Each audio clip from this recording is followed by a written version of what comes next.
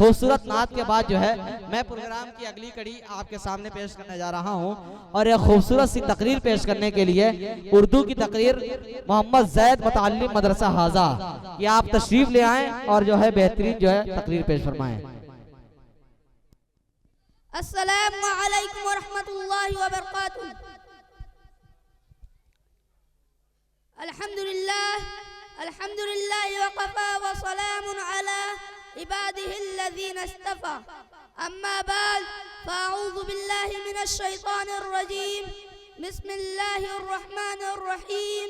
शहरु रमज़ानल्लज़ी उन्ज़िला फ़ीहिल क़ुरआन।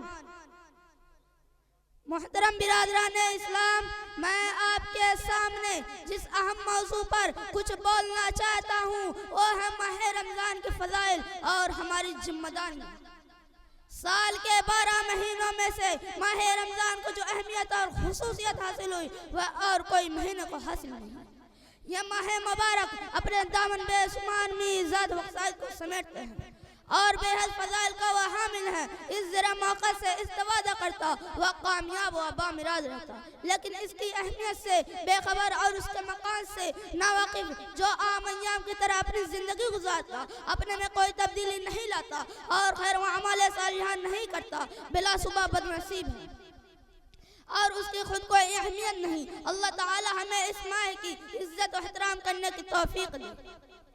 उस माह मुबारक की एक अहम खुसूसियत और अज़मत शान की तरफ इशारा करते हुए अल्लाह तबारक व तआला ने इरशाद फरमाया, शहरु रमज़ानल्लज़ी उन्ज़िला फ़ीहिल क़ुरआन, यानी रमज़ान का वो महीना है जिसमें कुरान मजीद उतारा गया। कुरान जैसी बेनज़ीर व बेमिसाल और अज़ीम शान किताब की अनफरदियत व मकाम का हर कोई मुअतरफ़ है।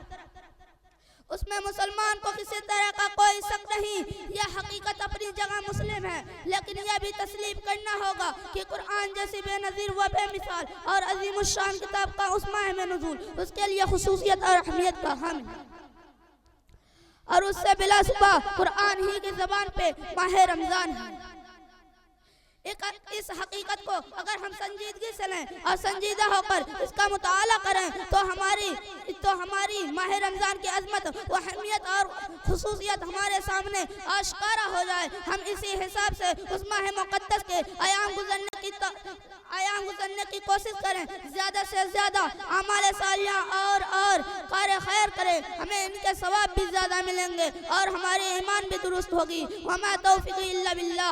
अल्लाह रब्बुल इज़्ज़त दुआ है कि अल्लाह रब्बुल इज़्ज़त हम सबको कहने सुनने से ज़्यादा अमल करने की तौफीक अता फरमाए। आमीन आमीन या रब्बल आलमीन। माशाअल्लाह, बड़े ही प्यारे अंदाज में इस बच्चे ने तकरीर की, दिल खुश हो गया।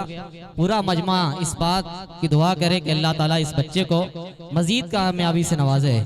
जिस बात को उन्होंने बयान किया अल्लाह ताला उन बातों पर हम सबको अमल करने की तौफीक अता फरमाए। इस बच्चे के मुस्तकबिल को अल्लाह ताला सवार दे, आने वाले वक्त में एक बेहतरीन और नायाब मुकर्रिर बनाए।